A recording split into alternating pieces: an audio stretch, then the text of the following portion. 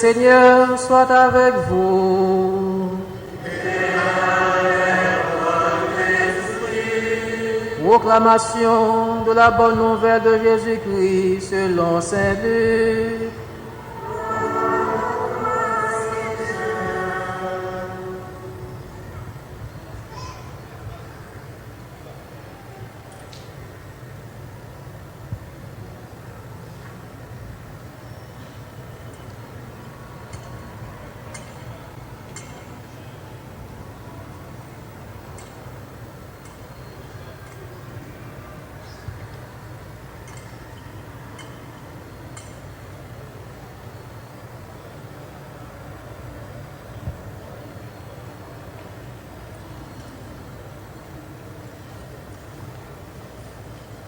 Luc, chapitre 2, du verset 16 au verset 21. Les ça, gardien arrivé bien vite jusqu'à Bethléem. Ils joignent Marie avec Joseph et puis si petit la posé dans côté les animaux yo te kon manger ya.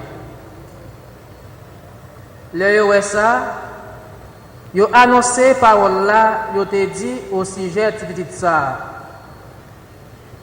Tout le monde qui t'attendait yo te saisi, et spécialement au sujet ça gardien yo t'a dit yo. Quant à Marie, il t'a serré parole ça yo. Il t'a calculé yo dans cœur. Gardien yo te tourné. Il a fait compliment avec louange pour bon Dieu. Pour tout ça, yo t'entendé, ak ça yo te ouais, d'après ça, yo te dit yo wa. Les jours yo fin passé, pour yo faire circoncision petit là, yo relé nom Jésus, non ça, message a te bay là, avant il te fait dans ventre. Frères et sœurs, on continue à chanter pour faire louange à complément pour parole grand-maître là.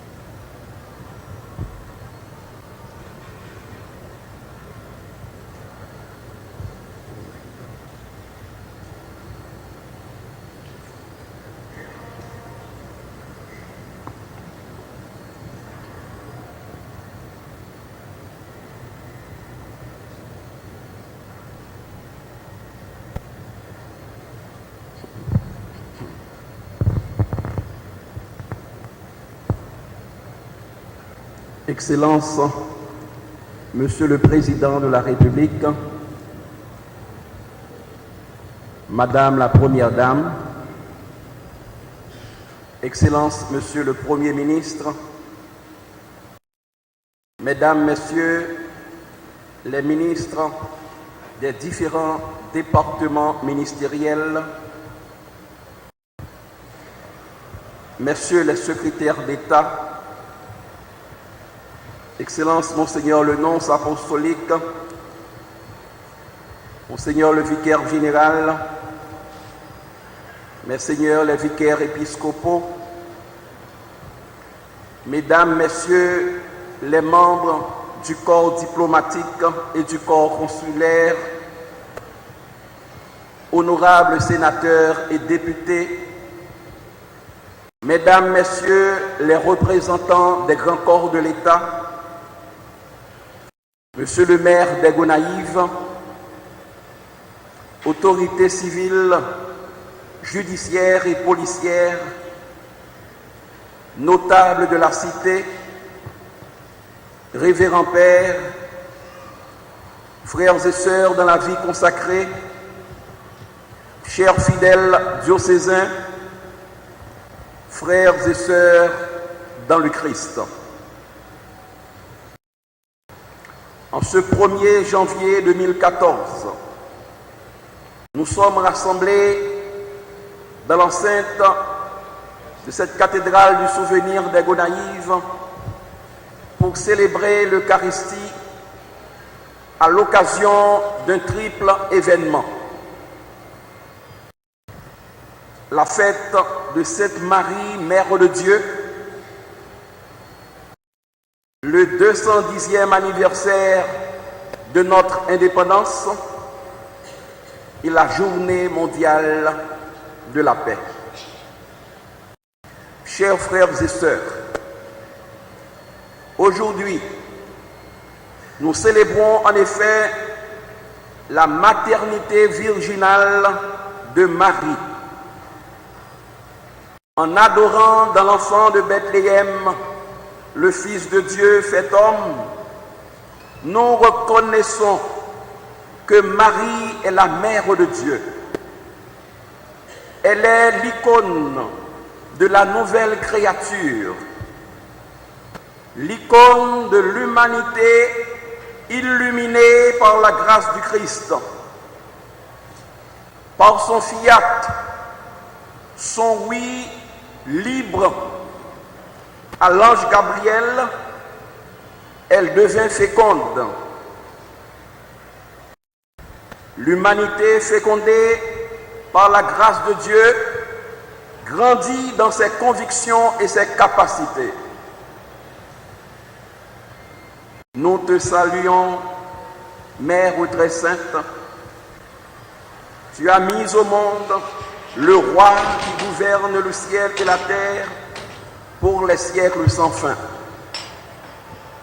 8 jours après la nuit de Noël, nous continuons de célébrer dans la joie ce que le prophète Isaïe nous avait annoncé. Le peuple qui marchait dans les ténèbres a vu se lever une grande lumière. Sur ceux qui habitaient le pays de l'ombre, une lumière a resplendi. Oui, un enfant nous est né, un fils nous a été donné.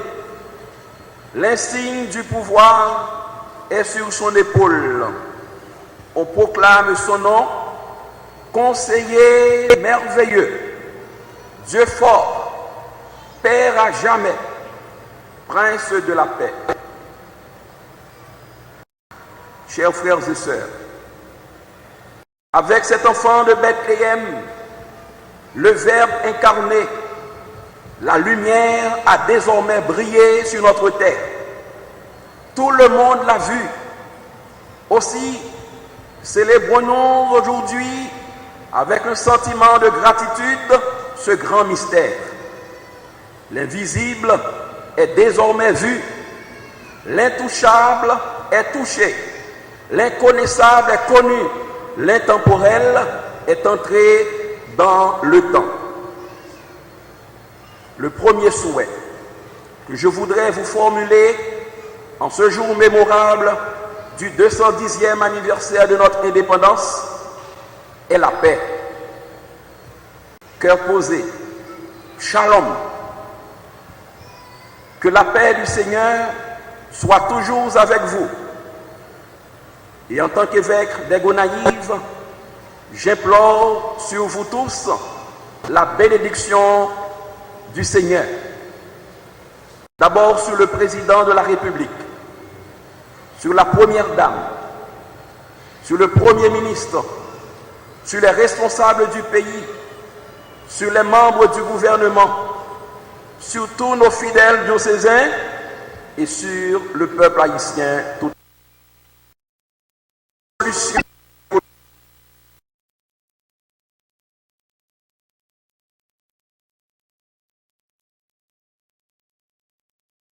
Chers frères et sœurs, durant ce mystère eucharistique, source et sommet de la vie chrétienne, le Christ va réactualiser pour notre salut le saint sacrifice de sa passion, de sa mort et de sa résurrection. Comment ne pas profiter de cette belle occasion du jour de l'an pour implorer sa bénédiction sur chacun et chacune d'entre nous, sur nos familles, nos parents, nos enfants, sur nos amis, sur ceux et celles qui nous sont chers, sur nos bienfaiteurs et bienfaitrices et sur la nation tout entière. Nous voulons prier particulièrement pour les malades qui sont cloués sur leur lit à l'hôpital, pour les personnes à mobilité réduite, pour ceux et celles qui souffrent physiquement ou moralement, pour les personnes abandonnées et qui se sentent découragées.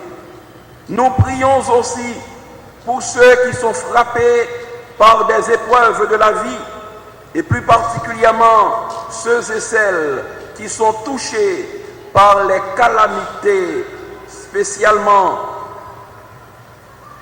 pour nos frères et sœurs qui portent encore les séquelles du tremblement de terre du 12 janvier 2010 ou des cyclones et inondations à répétition. Nous prions également pour les jeunes anxieux et inquiets de leur avenir, pour les chômeurs, les gens qui ont faim et les malades, les pauvres de toutes sortes.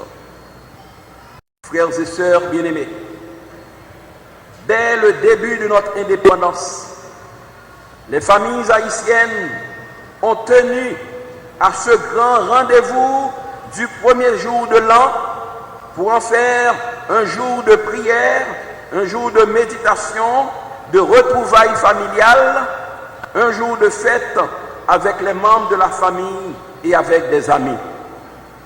Cela est devenu désormais pour nous une tradition de nous déplacer pour aller souhaiter bonne année à nos voisins, aux anciens, aux parents, aux amis, pour échanger des vœux de paix, d'amour, de santé et de succès, pour prendre également de nouvelles résolutions.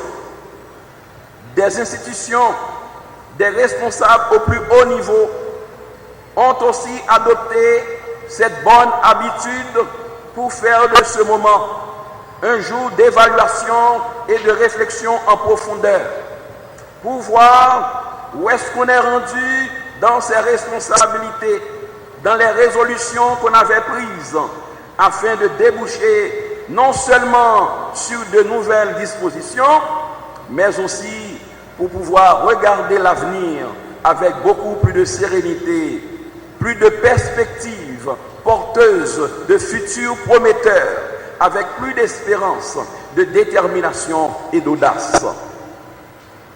Tout cela se fait dans un but particulier, à savoir faire du progrès au niveau des divers aspects de notre vie sociale, politique, économique, culturelle, environnementale, donner un contenu réaliste et positif à nos rêves, assurer un avenir meilleur et stable à nos progénitures, nos familles respectives, et offrir chaque jour davantage d'opportunités à l'ensemble de notre pays.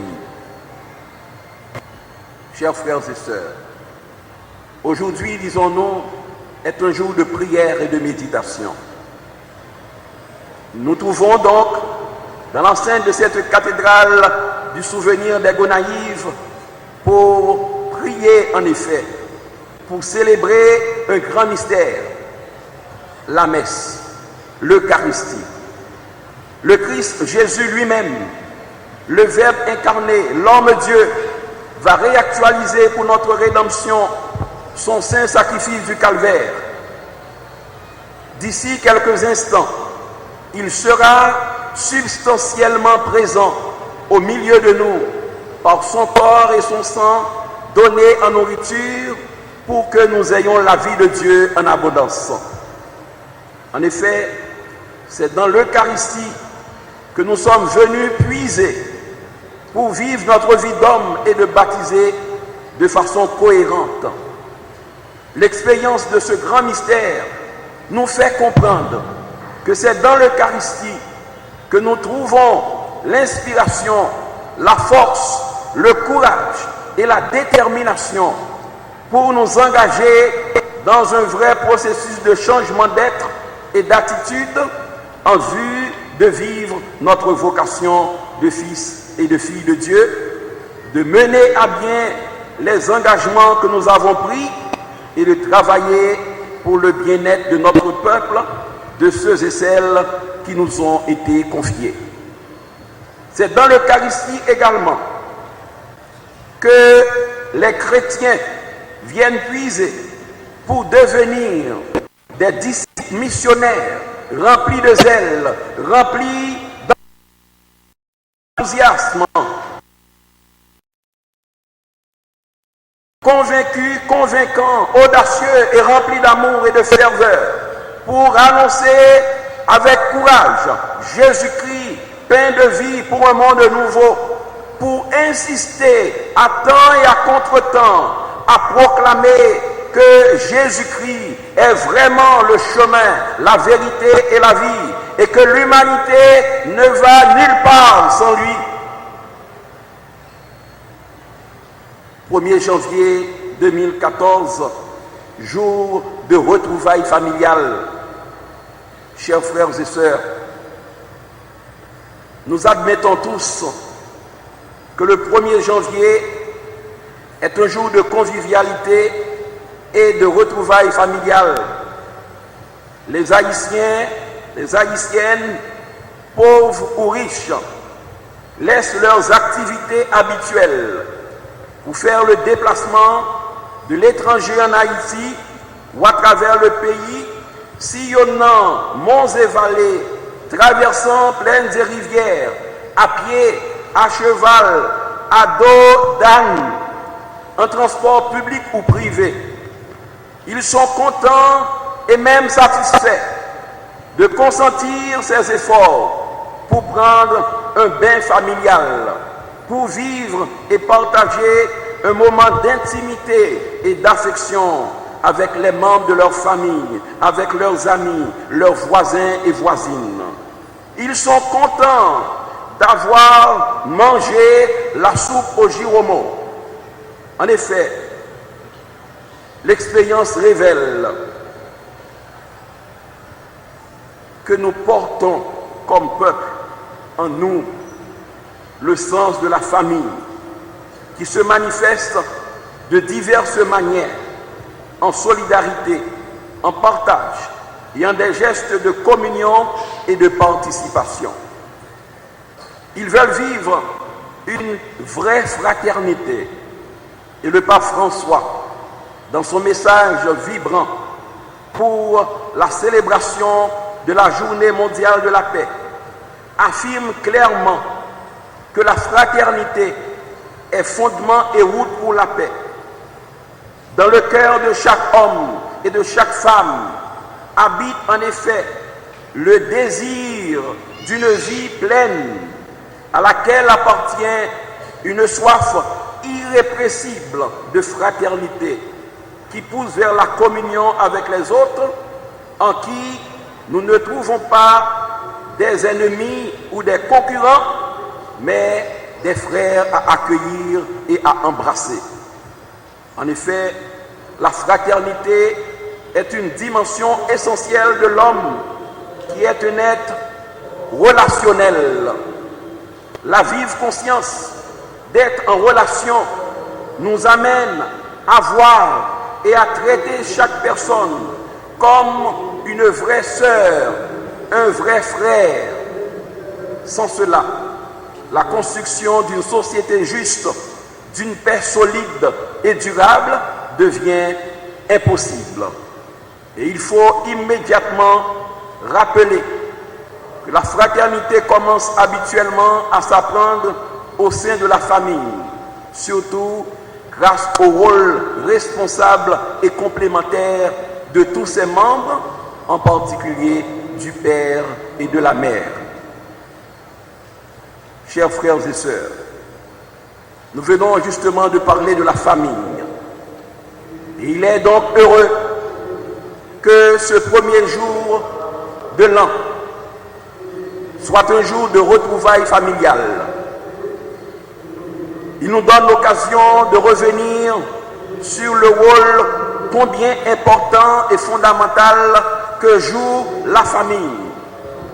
Personne ne peut en effet ignorer ou sous-évaluer le rôle décisif de la famille, cellule de base de la société du point de vue démographique, éthique, pédagogique, économique et politique. La famille a une vocation naturelle à promouvoir la vie. Elle accompagne les personnes dans leur croissance et les incite au développement mutuel par l'entraide réciproque. La famille chrétienne, tout particulièrement, porte en elle le projet embryonnaire de l'éducation des personnes à la mesure de l'amour divin. La famille est un des sujets sociaux indispensables à la réalisation d'une culture de paix. N'est-elle pas le patrimoine le plus précieux de l'humanité et le rempart de la société? Ne reçoit-elle pas la mission de protéger, de défendre et de communiquer l'amour?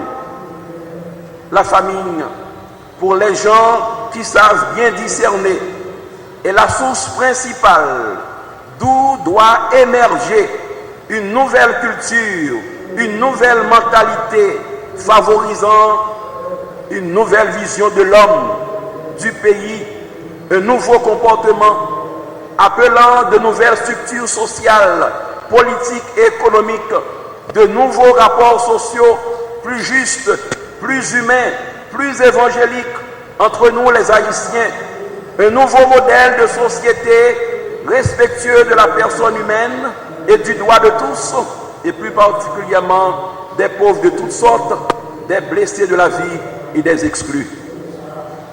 Chers frères et sœurs,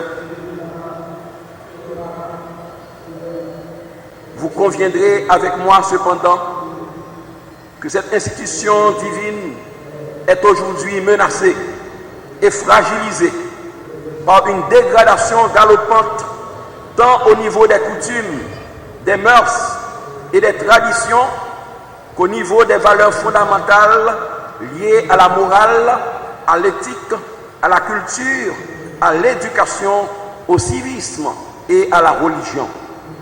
Ce qui risque de provoquer, si on y prend garde, une perturbation profonde au niveau de toutes nos institutions. La famille, dans le dessein de Dieu, est appelée à jouer un rôle irremplaçable. C'est le plan de Dieu sur le monde. C'est le plan de Dieu sur nous. Elle est une église domestique, une école de communion pour transmettre la foi, pour éduquer les enfants aux valeurs, à l'amour, au respect mutuel, à la solidarité, au partage, au beau, au bien et au vrai. La famille est l'outil privilégié pour permettre à l'homme de développer son humanité, son caractère proprement humain. Elle possède et irradie encore aujourd'hui des énergies extraordinaires capables d'arracher l'homme à l'anonymat, à l'égoïsme, de l'éveiller à la conscience de sa dignité personnelle et de l'introduire activement dans le tissu social et dans la construction de la civilisation de l'amour. Voilà pourquoi le pape François a convoqué une assemblée générale extraordinaire du synode des évêques sur les défis auxquels est confrontée la famille aujourd'hui. Elle se tiendra à Rome du 5 au 19 octobre 2014 au Vatican. Quant à nous, évêques d'Haïti, au cours de notre 114e assemblée plénière ordinaire, nous avons décidé de décréter l'année 2014, année de la famille. Nous vous invitons tous à vous engager de toutes vos forces pour protéger et défendre la famille. Car protéger et défendre la famille, c'est protéger et défendre ses propres enfants, ses propres intérêts. C'est se protéger et se défendre soi-même. Chers frères et sœurs, nous disions aussi que ce jour est un jour d'évaluation et de réflexion en profondeur. Beaucoup d'Haïtiens et d'Haïtiennes, de gouvernants et de gouvernés prennent l'habitude de saisir ce momentum du 1er janvier pour faire une évaluation de leur vie, pour réfléchir et pour prendre de nouvelles dispositions pour l'avenir. C'est aussi une occasion pour nous, Haïtiens, Haïtiennes, de revenir au risque de nous répéter sur la portée et la finalité de la geste des titans de 1804. En effet, en 1791, un demi-million d'esclaves noirs, injustement arrachés de leur terre, l'Afrique, se révolta, s'unit selon la devise stimulante « L'union fait la force » pour pouvoir se débattre au milieu de 3 grandes puissances européennes. Ils ont combattu militairement et politiquement l'armée française pour pouvoir réaliser ce que nous appelons désormais l'épopée de 1804. Depuis lors, ce pays si cher à tous, Haïti, est devenu une nation. Il a pu créer son propre État libre et indépendant. Aussi, ce qu'on croyait jadis impossible et irréalisable, s'est-il inscrit désormais dans notre réalité. Toutefois, vous conviendrez bien avec moi, frères et sœurs dans le Christ, qu'une question majeure demeure. Qu'en avons-nous donc fait? Où en sommes-nous aujourd'hui? Les évêques d'Haïti, dans leur récent message de Noël, ont essayé de répondre à cette question en ces termes. Le destin tragique de notre peuple est jalonné de grandes souffrances et de situations conflictuelles qui entraînent de lourdes conséquences sur la vie de chaque Haïtien et sur l'ensemble de la nation, rendant toujours difficile notre cohabitation comme peuple. Pourtant, ce que Dieu veut, c'est la paix pour son peuple et ses amis, pourvu qu'ils ne reviennent à leur folie. Aujourd'hui encore, nous continuons de générer entre nous des situations de méfiance et d'exclusion qui paralysent notre présent, menacent notre avenir et aliènent nos relations avec Dieu, avec nous-mêmes, avec le prochain et avec notre environnement. Les luttes fratricides pour le pouvoir, le manque de respect de l'autre, des normes et des lois, les critiques négatives et destructrices, la dégradation morale et la déliquescence des mœurs, la gabegie administrative et la corruption, la politique la polarisation politique, cause de blocage, l'intolérance grandissante jusqu'au mépris de l'autre, le fossé de plus en plus béant entre les nantis et les dépourvus.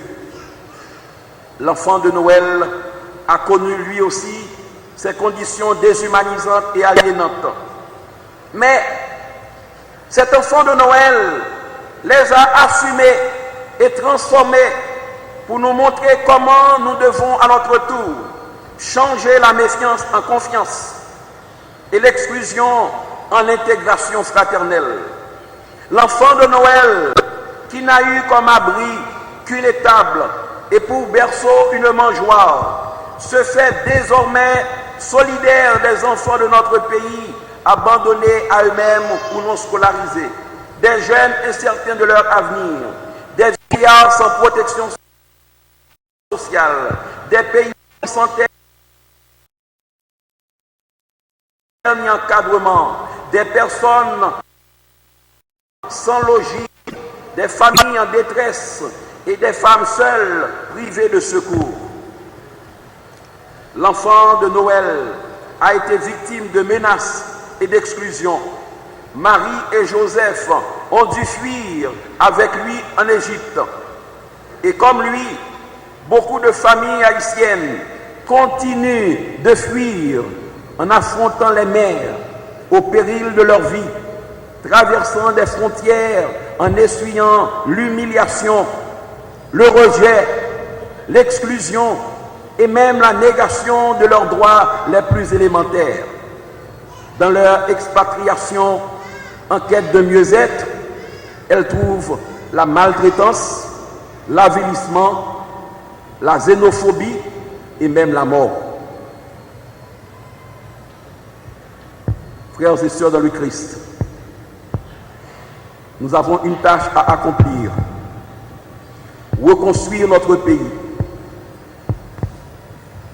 Aujourd'hui encore, en ce 1er janvier 2014, nous trouvons face à notre responsabilité historique de nous mettre à la tâche de la reconstruction de notre pays. Cependant, nous l'avions suffisamment constaté et l'expérience nous a démontré que la construction de notre pays, la reconstruction d'Haïti, son relèvement n'est pas quelque chose d'aussi simple. La reconstruction d'Haïti n'est pas seulement une affaire de restauration des maisons ou de construction nouvelle. Ce n'est pas une simple remise sur pied de résidences, d'écoles, d'églises, d'hôpitaux, de maisons, de commerce et d'autres bâtiments répondant aux normes parasismiques et anticycloniques.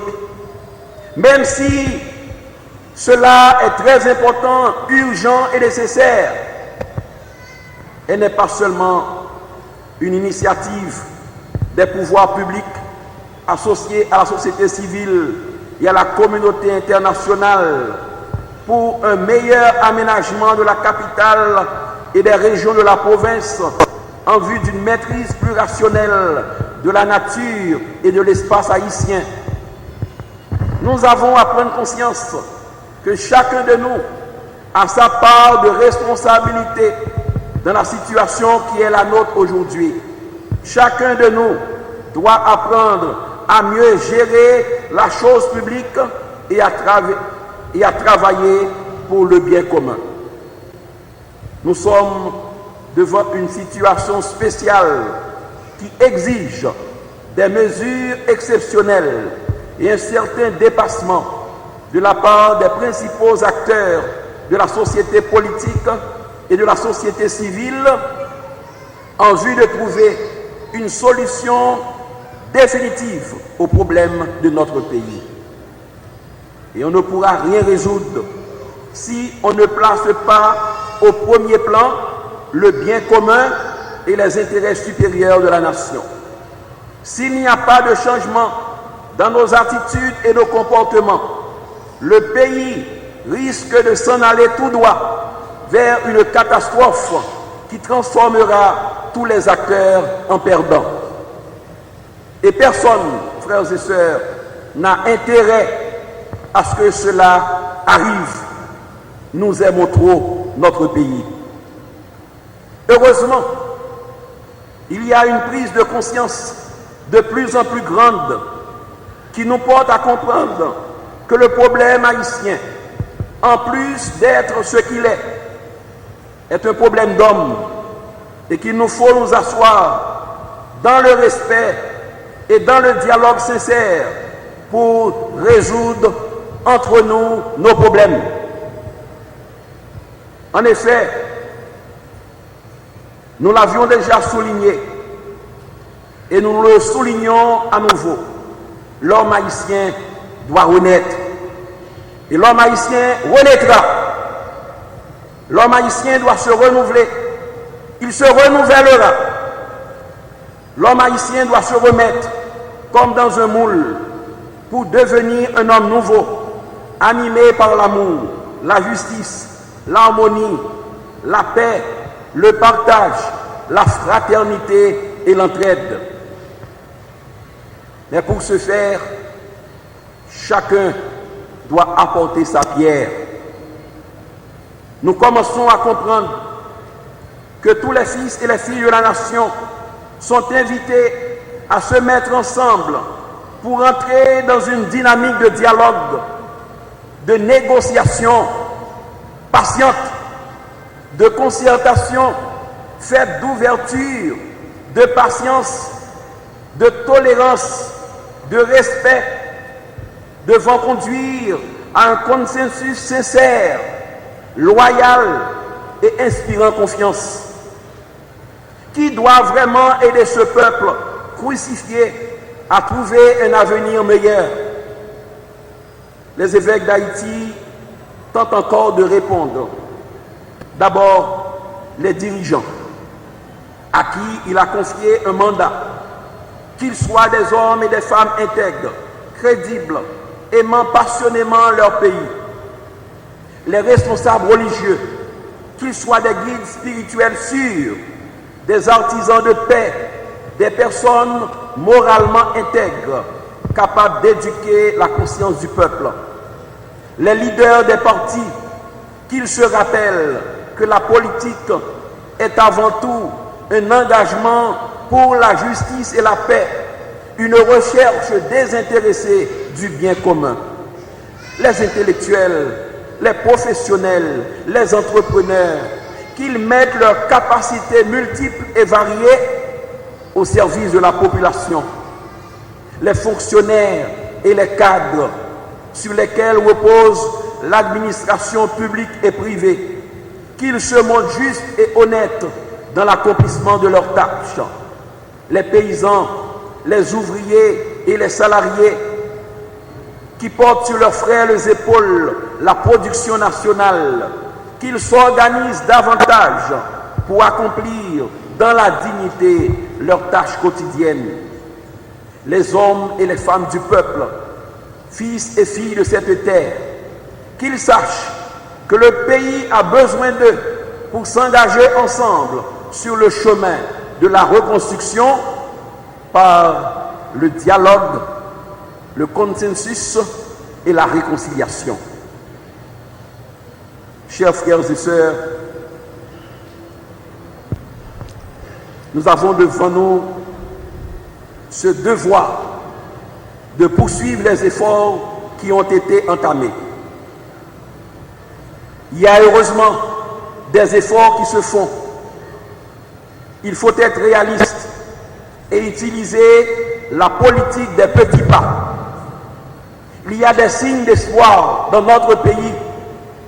Aussi, loin de nous décourager ou de sombrer dans le défaitisme, sommes-nous tous invités à nous ressaisir pour bâtir sur les petites lueurs d'espoir, pour bâtir sur les signes de bonne volonté qui nous permettent de continuer à rêver et qui méritent d'être encouragés et fortifiés. Honnêtement, on doit le reconnaître. Nous sommes conviés à apprécier les moindres signes positifs pour les encourager et porter les responsables à quelque niveau qu'ils appartiennent, à aller plus loin et même à faire davantage, car nous reconnaissons tous que les fossés à combler étaient de taille. Les fossés à combler étaient d'une profondeur abyssale. Avec la population, nous saluons donc cet effort de continuité de la part des instances de l'État pour créer un environnement propre, sûr, beaucoup plus serein. Ce climat a permis à la population de reprendre son souffle après avoir connu tant d'épreuves, de calamités et de souffrances. Nous saluons les efforts d'assainissement progressif de la ville, ainsi que des travaux de curage des canaux d'évacuation des eaux et de l'asphaltage de certaines artères de la ville. Nous le soulignons encore, ces travaux qui doivent se poursuivre et s'étendre davantage permettent désormais à nos frères et sœurs de la communauté de connaître des jours meilleurs, d'entreprendre des activités dans l'optique de moyennes et petites entreprises et de revenir progressivement à une vie normale et digne. Cela mérite d'être reconnu, salué et encouragé. Nous voulons saisir cette occasion pour encourager les instances de l'État à poursuivre cet effort d'urbanisme, de protection de l'environnement, de protection des berges, des bassins versants et d'embellissement. Ces efforts qui ont été consentis peuvent et doivent être poursuivis avec courage, optimisme et détermination.